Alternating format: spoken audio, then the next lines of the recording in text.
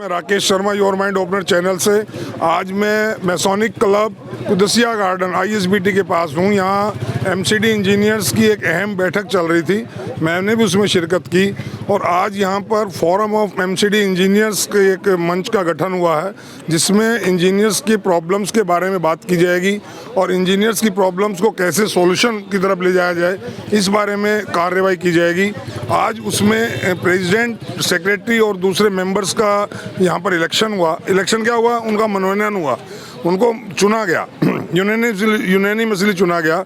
मेरे साथ नरेश शर्मा जी हैं जो इसके प्रेसिडेंट चुने गए हैं। आप एग्जीक्यूटिव इंजीनियर सिविल हैं और सिविक सेंटर में बैठते हैं। नरेश जी, आपका बहुत बहुत स्वागत, आपको बहुत बहुत बधाई, आपको प्रेसिडेंट चुना गया। Thank you sir. मैं जानना चाहता हूँ कि इस फोरम को गठन करने का उद्देश्य क्या है। एक तो हम सब इंजीनियर्स के अंदर यूनाइट हो जाएं, और एक हमारा सबसे बड़ा मेन रीज़न इस फोरम को चुनने का है कि जो हमारी तीनों कॉरपोरेशन एक अलग अलग हो गई थी, वो अभी जैसे कि पिछले दिनों में यूनाइट हो गई हैं। तो हमारी फॉर्म ने भी, खान साहब जो हमारे पहले जनरल सेक्रेटरी थे, उन्होंने पूरा इसमें सहयोग लेके और इसको फॉर्म किया, जिससे कि हमारी जो पुरानी यूनिटी है और पुरानी फॉरम की ताकत है वो दोबारा रिवाइव हो सके। ओके, मेन जो प्रॉब्लम अभी जो लोगों ने डिस्कस की, काफ़ी देर से मीटिंग 3 बजे से चल रही थी, तो आपको क्या लगा कि यंगस्टर्स की है, जो न्यूली अभी आए हैं उनकी है, या जो रिटायरमेंट की एज पर बैठे हैं उनकी ज़्यादा प्रॉब्लम है, और किससे प्रॉब्लम है? नहीं, ऐसा कुछ नहीं है कि यंगस्टर, ये सब मिक्स था। सब लोगों ने जो है ना अपना इसमें सहयोग दिया, और उस चीज़ को सब लोगों ने एक ये वचनबद्ध से रहे इस यूनियन में कि सब पूरी तरह से यूनिटी दिखा के इस चीज़ को सक्सेस करके दिखाएंगे। मेन एजेंडा क्या रहेगा आपका? मेन एजेंडा सबसे बड़ी तो एट पार सैलरी लाना है हमारा, कि सभी कॉरपोरेशंस के अंदर एट पार हमें एकदम सैलरी मिले, जो कि 3-3 महीने 4-4 महीने लैग कर रही है दूसरी ईस्ट MCD में और नॉर्थ MCD में। दूसरा, प्रमोशन का बहुत बड़ा लफड़ा है।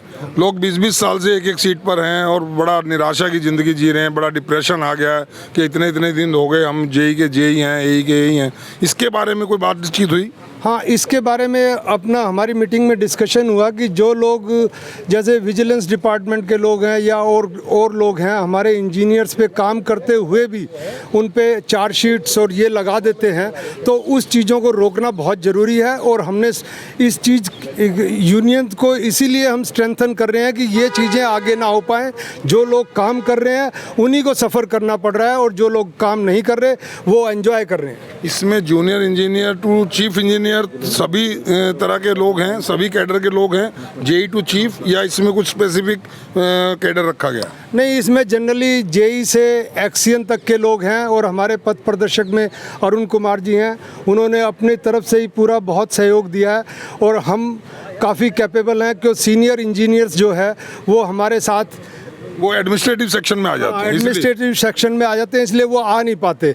वो किसी भी कारण से कहो या उनकी जो भी स्थिति है, वो हमारे साथ आ नहीं पाते। लेकिन कोशिश रहेगी क्या आपकी? हमारी कोशिश तो शुरू से ही है, पर उनके मन की स्थिति है कि वो हमारे साथ कितना आ पाते हैं या नहीं आ पाते।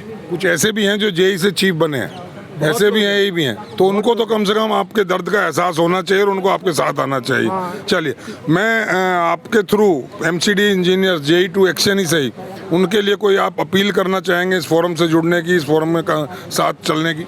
मैं यही अपील करूंगा सभी अपने भाइयों से, सब आपके जितने भी, हाँ, जितने भी इंजीनियर्स हैं, कि वो एक अपनी यूनिटी और स्ट्रेंथ में रहें।